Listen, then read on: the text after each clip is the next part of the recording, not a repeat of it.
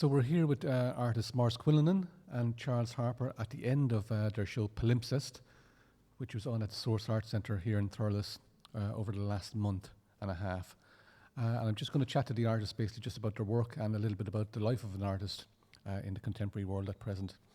Guys, I'm just wondering, Maurice, specifically with you to start off with, what do you think the role of a contemporary artist is at this point in 2023? I think the role of the contemporary artist at 2023 is even more important now than it ever was. I mean, you just have to look at Ukraine and see how important culture is to holding their society together. I think artists, dancers, photographers, musicians, actors, they give another insight into the world for people to, I suppose, gain a better understanding of what's happening in their lives. They're social commentators, they're political commentators, they're environmental commentators. We're essentially people who try and engage in dialogue with the general public through what we do. And you're doing work with the Ukrainian community, Maurice, aren't you? Yes. And I think it's interesting what you're saying with regards the need, culture as being sort of a glue really with regards to society in some manner. Could you just sort of elaborate a little bit on that for them? What does it mean for them, do you think? Yeah, very much. It's a conduit. We have an exhibition in the Limerick Museum, I guess, curating there, and it's an exhibition of 6 and 7 year olds' drawings from the bomb shelters in Ukraine, picked from Mariupol all the way up as far as Lviv. And basically, it's kids I suppose, using drawing to show what's happening in their lives. Some of them are really gritty and some are, kind of funny, but in general, they're extraordinarily powerful things. It's good to have a range between kind of happy and sad throughout. It makes a really interesting show. A lot of people have been to see it. I started off with a project with the Department of Foreign Affairs in Ukraine in December, just before the war started. We were bringing a bunch of Irish artists out there and a bunch of Ukrainian artists are coming back. But we're also working with musicians, dancers, writers. And one of the things the Russians are doing at the moment in Ukraine is trying to bomb as many of the cultural centres, basically trying to wipe out Ukraine's culture. As one Ukrainian artist, Maria Kolakowska, said to me, culture is survival, and they use culture to basically I suppose to show this is their life today, this is their history. It's a direct conduit between the past and the present. The Daily Telegraph do a Ukraine podcast every day, and one of the items from yesterday's was how they're starting to remove a lot of the Russian propaganda statues and names and stuff in Ukraine. So they're starting, in a sense, to take it back. So they're putting all that stuff into museums and stuff like that for storage, but you'd still be able to see it. But again, it shows you how culture is used by society from one side to the other, depending on what the agenda or the current agenda is. And as an artist, Charles, then, are you obliged to have an agenda as well because you're involved in the culture, or do you have to have a point of view? I think at this stage in my life, I haven't thought of my agenda for a long time. But I would agree with everything that Maurice has said about culture having a huge role in the way society functions. There are a number of things an artist has to consider and be responsible for. Everything they do, you have to defend it, even though most people might not enjoy it or get any pleasure from your work. I don't believe that art should be beautiful.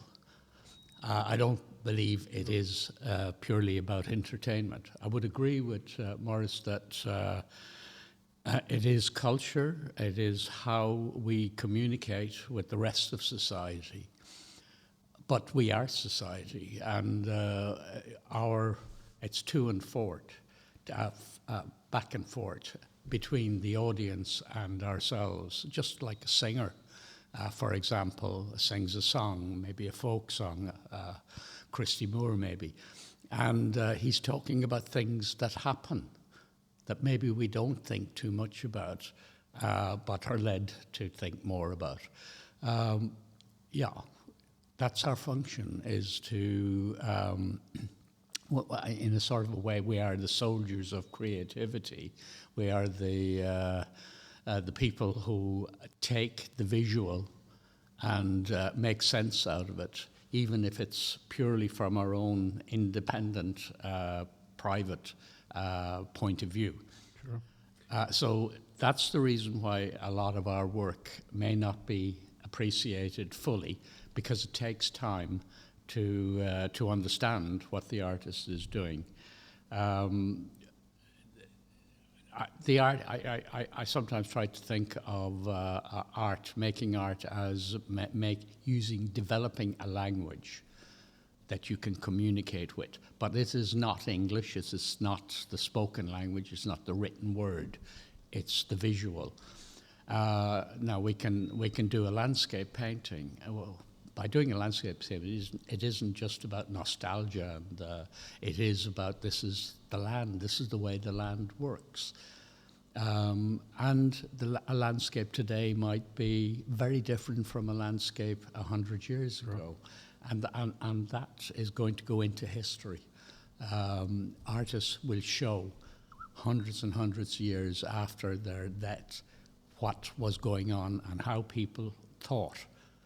And it's not just how people see, but how people think. Yeah. One of the things that I suppose a lot of people don't realise is how important culture is outside Ireland. For instance, we had a project in China in October 2019, just before kind of COVID kicked off, and there was a certain cost bringing the artists out there, but to Ireland the value was 8 million euros. You know, in terms of business, the Chinese do everything through culture. The business is always done through culture. Sure. A lot of countries are the same. You just need to look at how, say, U2 and how that put Ireland on another map. You know, look at the river dance and things like that. I mean, that opened up Asia to us completely. I mean, we've obviously got other things we've done since then, but it's still hugely important in terms of selling Ireland abroad. One of the things I used to do in London was, just to touch on something Charlie said there, when I was at college in London, I used to go every Saturday and Sunday to the National Gallery just to look at the work, but I just ended up just looking at the people.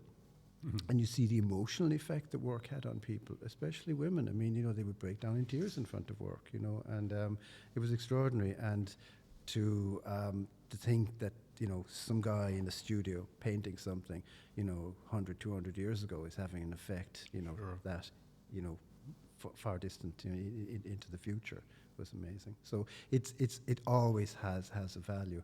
In Kyiv, in their National Museum, they have a room where it has all the maquettes for the Soviet sculptures that were built, and they're absolutely incredible to see what these things have turned into 30, 40 meters high eventually. And you saw the little models; they were fantastic to see. So it's again there's constant dialogue in the world of culture, the world of arts. One of the things that's we're on here, aren't we? Okay. One of the things, I suppose, in relation to the show Palimpsest that was here, I wonder, you guys exhibit at various points in various shows, solo shows and group shows and what have you. I'm wondering, like, the life of an artist now, making a living, what does it sort of consist of, really, with regards ensuring that you put bread on the table and stuff like that?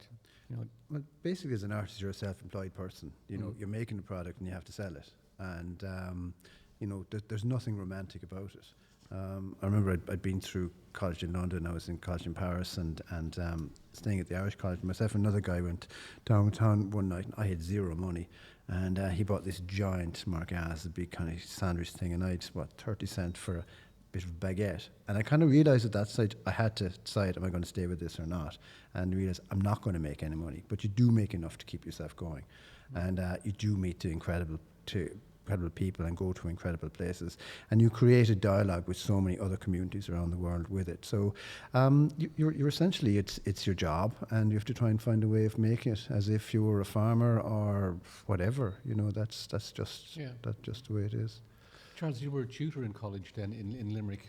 Yes, right from the very, very beginning, after I graduated from college, which I'd gone to the Limerick School of Art initially, and between going to Germany and studying filmmaking and coming back to Limerick, taking a job full time, I actually believe I believed at the time, I made lots of paintings, I was working a lot, and I didn't sell lots of paintings at the same time. So these paintings are all mounting up, and costs money to frame paintings and for the materials. You need to have a decent studio. It costs money to have that. I kind of figured that I needed to have multiple ways of making an income.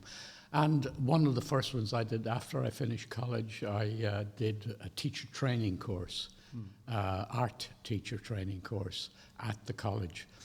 And that enabled me to take jobs, mostly back in those days, part-time, a couple of hours here, a couple of hours there, the local tech, my own alma mater, my old school, and my, different jobs. I would find different ways of making money.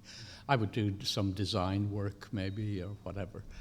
And but mainly 80% of my income would have been coming in from teaching. And guys, is it feasible to assume that one can make a living fully from selling your paintings or selling your work, or is that not a? It is, but you have to realize you're giving up everything else. Okay. I mean, you can't have the lifestyles your friends have. You can't go out and eat out. You can't, you have to cut back pretty much on everything.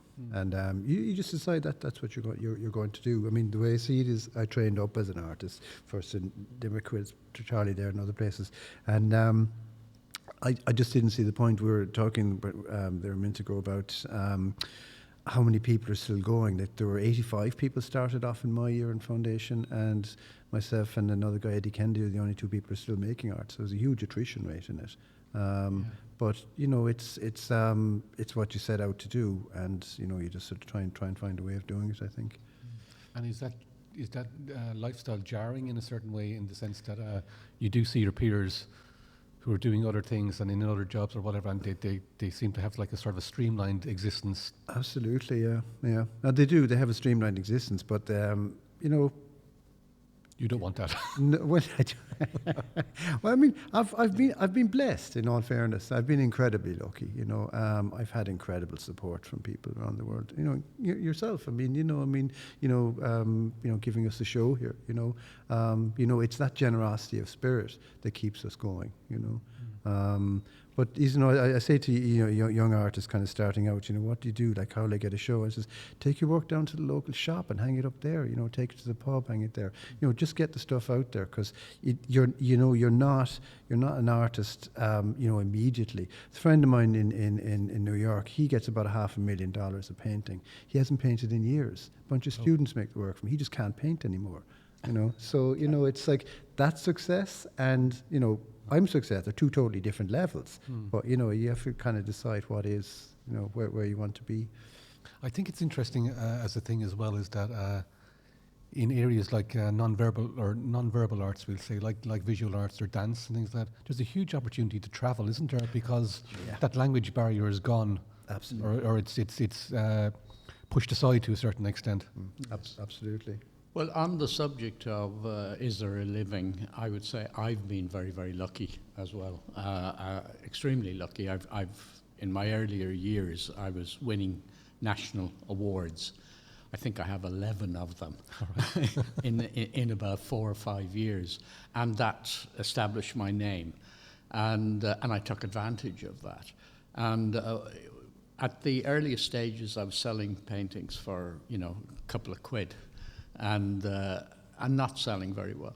So I started bit by bit. The more success I had, I added a little bit onto the price of my paintings. And bit by bit, now I sell for around between 5,000 and 10,000 per work. But it has taken, I'm nearly 80 years of age. It's taken that length of time to get to that sort of stage. Mind you, there are graduates of mine from the School of Art in Limerick that are making a hell of a lot more money than I am. One would be John Shinners, another would be Donald Teskey, Diana Copperwhite, all making many, many times more than I'm making. And that, to me, is part of my success, I believe. And fabulous work from those three artists. Yeah. So I think the reality is you can't be over proud. You can't